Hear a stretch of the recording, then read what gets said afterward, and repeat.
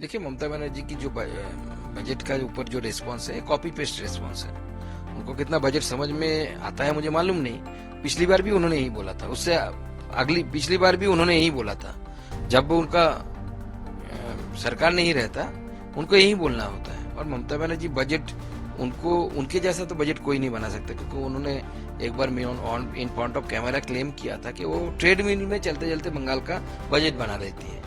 तो ऐसे विद्वान व्यक्ति को सेटिस्फाई कर पाए ऐसा बजट कोई नहीं बना सकता पूरी दुनिया में। भारत तो छोड़ ही दीजिए, निर्मला सीतारमण जी छोड़ ही दीजिए, पूरे विश्व में कोई ऐसा इकोनॉमिस्ट नहीं है, ऐसा कोई मतलब फिनेंस मिनिस्टर नहीं है जो ममता बनर्जी को सेटिस्फाई कर पाए। क्योंकि जो आधा घंटे में ट्रेडमिल में चलते चलते बजट बना ले राज्य का, स्टेट का, यार वेस्ट बंगाल जैसे इतने बड़े स्टेट का, तो आप समझ सकते हैं उनकी कैपेसिटी क्या है।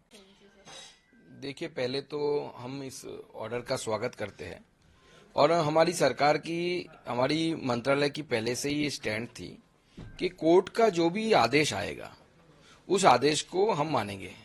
हमारे माननीय मंत्री श्री धर्मेंद्र प्रधान जी ने भी बार बार ये दोहराया है, हाउस में भी उन्होंने बोला है कि हम कुछ हाइड नहीं करना चाहते, पूरा इन्वेस्टिगेशन हो, और सीबीआई इन्वेस्टिगेशन कर भी रही है।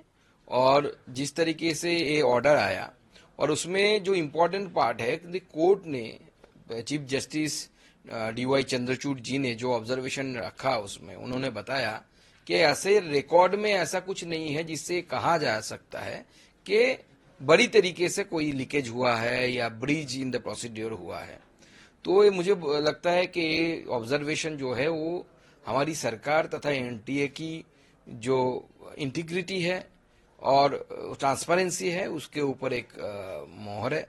और सबसे बड़ी बात, जी इतने जो स्टूडेंट्स थे जो एंजाइटी में रह रहे थे, उनके पेरेंट्स वगैरह परिवार रह रहा था, तो सबसे इन सब से उनको अब निजात मिलेगा और हम आगे बढ़ेंगे। अभी काउंसलिंग वगैरह होंगे और नए जो स्टूडेंट्स है वो नए मेडिकल कॉलेज में उनका एडमिशन भी मिल जाएगा। बजट को कैसे देख रहे हैं? ममता बनर्जी नाराज चल रही है। आंध्र प्रदेश और बिहार को जो सौगातें मिली है, तो अपोजिशन कह रहा है कि अलायंस पार्टियां हैं, मिनिस्ट्री नहीं दे सकते थे, तो खुश करने के लिए अच्छा पैसा दे दिया। देखिए, पहली बात यह है कि ये जो बजट है, बजट होलिस्टिक बजट है, और इसमें जो मूल ट्रेस जिसमें दिया गया है वो है जॉब क्रिएशन पर दिया गया है। एडुकेशन, स्किलिंग सब मिलके 1.48 लाख करोड़ रुपीस का प्रावधान यहाँ पे रखा गया है, जो एम्प्लॉयमेंट जनरेट, एडुकेशन और स्किलिंग के लिए इसमें यूज होगा। एक तो देखिए कि पहले जो दिया गया है कि 1 मंथ वेज, जो नए लोगों को जो कंपनी अपनी काम में रखेगी उनको 1 मंथ वेज उनको दिया जाएगा। दूसरी बात बोला गया है कि जो ईपीएफ का जो कंपोनेंट होता है, जो एम्प्लॉइज एंड एम्प्लॉयर दोनों पे करते हैं, उसमें भी सरकार इनको हेल्प करेगी, एम्प्लॉइज को भी हेल्प करेगी, और एम्प्लॉयर जो है उनको अप टू 3,000 रुपीज तक पैसा उनको वापस दिया जाएगा, सरकार की तरफ से दिया जाएगा। ऐसे कृषि में आत्मनिर्भरता के लिए, स्पेशली जो ऑयल सीड्स है उनके लिए भी सरकार ने प्रावधान रखा है। और बाकी जो दो राज्य के बारे में आप बात कर रहे हैं, दोनों राज्य ऐसा स्टेट्स है जिनका, एक तो आंध्रा तो नया बना है इन द सेंस है, वहां से तेलंगाना कट के अलग हुआ है। दूसरा बिहार एक ऐसा राज्य है जो उस बिहार से निकल के झारखंड एक नया राज्य बना। तब से बिहार के लोगों का डिमांड है कि वहां पे कुछ दिया जाए, क्योंकि जो माइंस वगैरह थे, मिनरल्स माइंस जो थे वो सारे कोयले के माइंस थे, सो थोड़ा झारखंड के तरफ चले गए थे। तो इस हिसाब से सरकार ने दिया है। और ये पूर्वोदय की जो कॉन्सेप्ट है 7 स्टेटों को लेकर, सिर्फ बिहार नहीं, इस बार बिहार पे ट्रेस है, आगे आने वाले समय में बाकी राज्यों में भी ट्रेस आ सकता है, सरकार उसमें दे सकता है। पश्चिम बंगाल ममता बनर्जी क्या करेगी? ममता बनर्जी को खपा होने की जगह नहीं है, क्योंकि ये जो जिन प्रोजेक्ट्स में पैसा दिया गया है वो तो कैपिटल वाला प्रोजेक्ट है, जिसमें कैपिटल इंफ्रास्ट्रक्चर जो डेवलपमेंट होता है, जो स्थायी जो इंफ्रास्ट्रक्चर डेवलपमेंट होता है, ऐसा प्रोजेक्ट में पैसा दिया केंद्र सरकार ने। अब ममता बनर्जी को बोलिए ना, वो अपने बजट में एक ऐसा प्रोजेक्ट दिखा दे जिसमें ऐसी कैपिटल एक्सपेंडिचर के लिए उन्होंने जगह रखा है ही नहीं। ममता बनर्जी के बजट में तो सिर्फ डोल पॉलिटिक्स चलता है, तो सरकार डोल पॉलिटिक्स के लिए कैसे पैसा दे सकती है?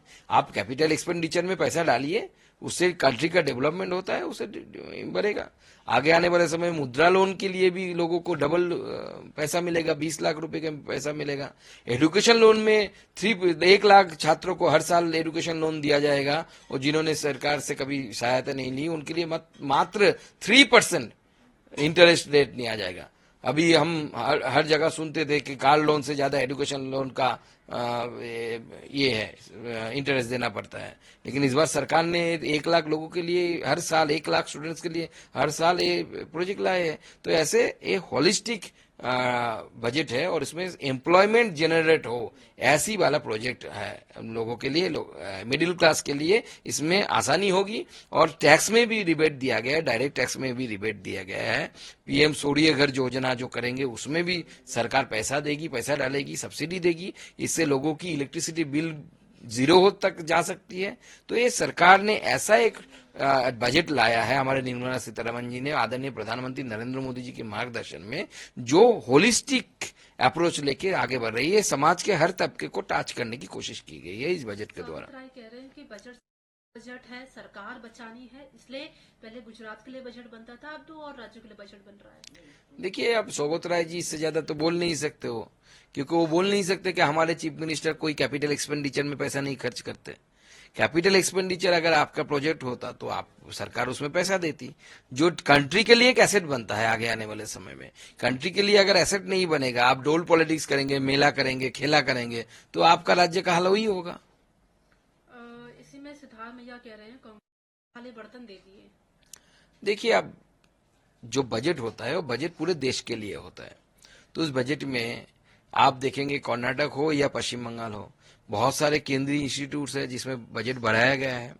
एजुकेशन में बजट बढ़ाया गया है। हमारा जो ये है जो प्रतिरक्षा के जो इंस्ट्रूमेंट हम यूज करते हैं देश में, उसके लिए बजट बढ़ाया गया। बजट का प्रावधान बढ़ाया गया है 4% से भी ज्यादा। तो इसका लाभ तो पूरे देश को मिलेगा। कर्नाटक में अगर कोई गन फैक्ट्री या शेल फैक्ट्री बनता है, कोई प्राइवेट सेक्टर इन्वेस्ट करता है, लाभ तो कर्नाटक के लोगों को भी मिलेगा। आखिरी सवाल है, मल्लिकार्जुन खड़गे कह रहे हैं कि ममता बनर्जी कह रही है दिशाहीन, जन विरोधी, कोई दृष्टि नहीं है, केवल राजनीतिक मिशन है ये। देखिए, ममता बनर्जी की जो बजट का ऊपर जो रिस्पॉन्स है, कॉपी पेस्ट रिस्पॉन्स है। उनको कितना बजट समझ में आता है मुझे मालूम नहीं। पिछली बार भी उन्होंने यही बोला था, उससे पिछली बार भी उन्होंने यही बोला था।